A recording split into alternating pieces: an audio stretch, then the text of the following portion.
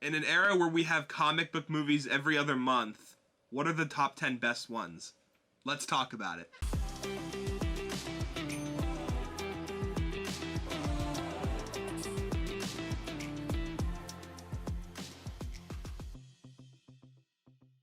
Welcome back, everybody, to another video. Today, we are going to be ranking my top 10 favorite comic book movies of all time. This was a little bit of a hard list to make, and I also learned a few things like what constitutes as a comic book movie. There's a few in here that I didn't even know were considered comic book movies. Right before we dive in, if you are new here, consider hitting that subscribe button, letting me know that you guys enjoy the kind of content that we do here. But if you want to see more rankings, I'll leave the little link up here somewhere. And yeah, guys, without further ado, let's get into it. At number 10, we have Big Hero 6. So this is a movie that I wouldn't say I grew up on, but it came out when I was kind of like in my teen years. I really enjoyed this movie, more than most people do, just from its like pure fun nature. I think that what they do with like the world around them, I would love to see a whole, I know we got the Disney Baymax show, but I would love to see like a whole movie or even just show like dedicated to the world around them and like the technology, because it's just, it feels like you're in a completely different reality. Like it does not feel at all like our reality. It feels very advanced. I mean, I think they even have a place called San Francisco, which is like San Francisco and Tokyo combined, which I think is one of the coolest things to ever exist. I'm a really big fan of the way that this movie utilizes its characters and the way that they all kind of contribute to the cause. And, you know, just the way that they all work together, I think, is something that I really like in this movie. Coming in at number 9, we have Captain America: The Winter Soldier. In recent years, this has continuously, the movie has gone up and up and up in my list. It just continues to get better every time I watch it. It reminds me when people really put heart and soul into maybe those, you know, lesser thought of comic book movies. You know, this isn't an Avengers movie. This isn't a Batman movie. This isn't a Spider-Man movie. And this movie still is a lot better than some Spider-Man movies and Batman movies. And it just kills it from beginning to finish. I'm excited, I'm engaged, the action's great, the story has a great, you know, espionage spy kind of going thing. Every time I watch this movie, I am just solidly entertained for the entire thing. I never am like looking away from my screen, I'm never looking at my phone. I'm just fully into the movie. There's just nothing more to say about it. Coming in at number 8, I have Scott Pilgrim vs. the World.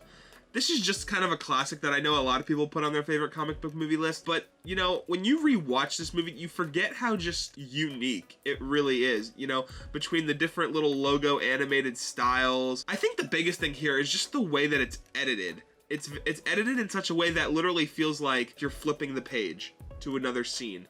And that's exactly how some of these feel.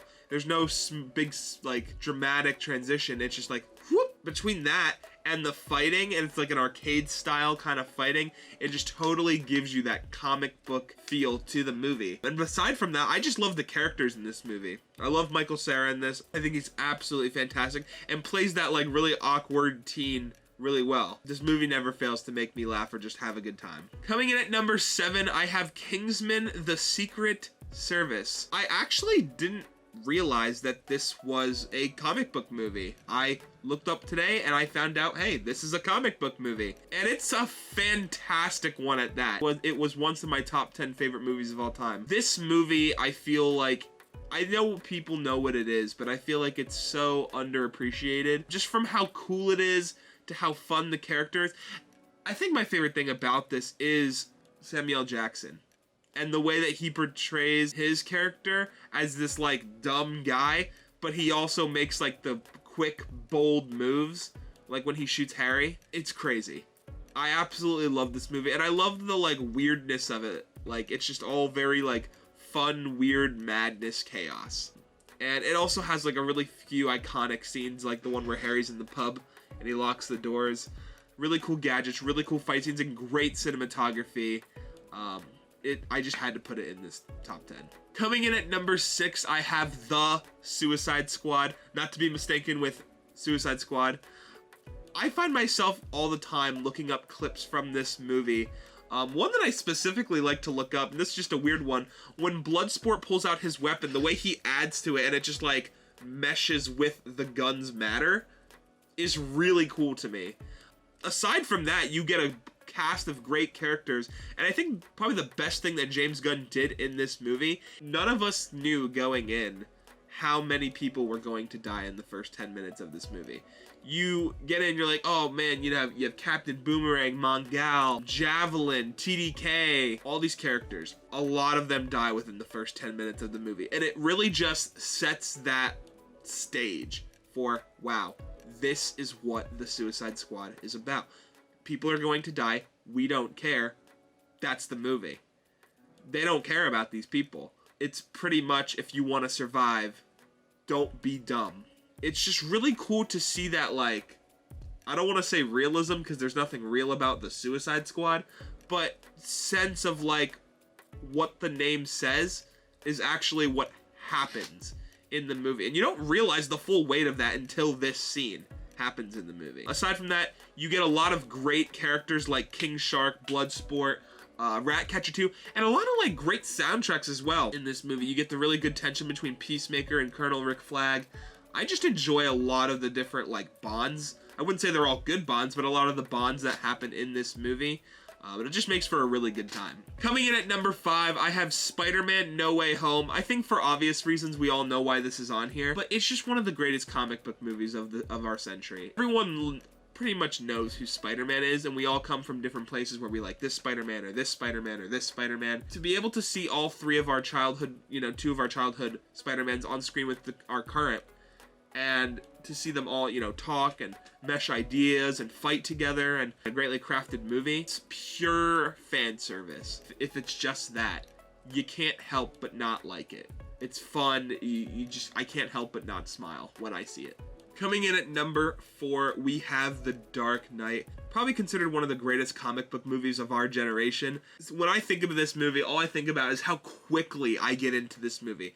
I always watch it thinking, oh, am I ready to watch The Dark Knight? And I get like 2 minutes in and I'm like, okay, yep, I'm ready to watch The Dark Knight. You can't deny that Heath Ledger's performance in this movie is just nothing short of almost a miracle, and how well he does. Because my favorite thing about his version of Joker, which, by the way, is the best version of the Joker, he still has the crazy madness feel that Joker's supposed to have. But behind his like crazy madness look, you see that he's a man in pain, and you see that he is very intelligent. You can see it. At least I see it when I look at Heath Ledger's Joker. I see this like mad, crazed man who knows what he's doing, and that's a pretty scary thought. Aside from him, you're surrounded by awesome characters who really complement each other. Just overall make it a really fun film. Coming in at number 3, I have Avengers Infinity War.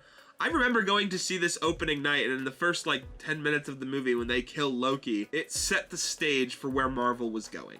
We'd never really seen that happen before, a major character dying. I think that Infinity War, I constantly go between this movie and Endgame. I'm probably gonna rewatch them soon just to kind of, figure out where I sit currently with that. Infinity War just brings so much excitement out of me. Every scene that happens in this movie, you get that like little group of people that we've followed through the MCU. It just works for itself. You get the upgrades, you get, let's go at this with everything we possibly can. It just works.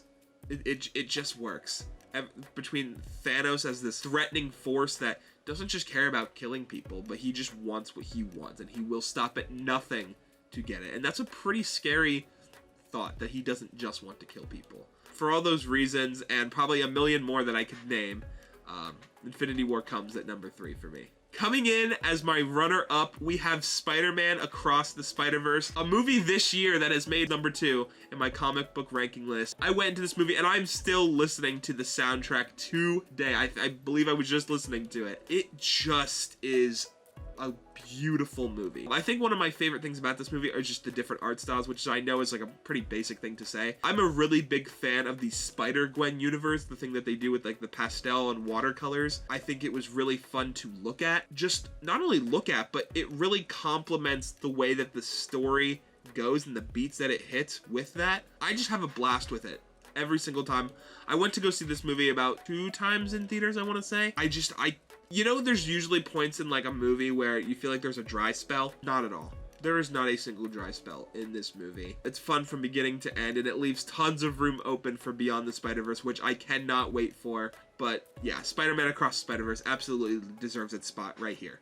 Coming in at number 1, I have Avengers Endgame. I know this is probably a hot take that I have it at number 1. I know probably not a lot of people would. I just can never forget the feeling that I had watching it, or even leading up to it. You know, I grew up in the era of the MCU. That's where I was from a kid to a teenager to now an adult. I just remember sitting in my seat. It's not just about the ending fight here for me. It's about, you get this, like, all these little hints and this, like, it's almost like a storyline of, wow, this is really where it ends. This is, you know, all of our characters get the best versions of themselves. I really enjoy it. I really enjoy this movie and the direction that it takes of sacrifice and wanting to bring back everybody that they lost. Watching the Avengers deal with the loss and then seeing, you know, all the ways that they've learned things that they would have never even thought that they could do in a million years in the first Avengers movie. Watching them do these things now and plan and become a team and do these things accordingly without arguing. And then you get the final fight when everyone comes back. It fills my heart with so much giddiness and joy. And I can never look away. So right now, as it stands, Avengers Endgame is my number 1 comic book movie. So thank you guys so much for watching, and let me know what, you know, your favorite comic book movies are. Did you like my list? Did you hate it? What things would you change about it? I'd love to know all of that down in the comments below. And until next time, guys, peace.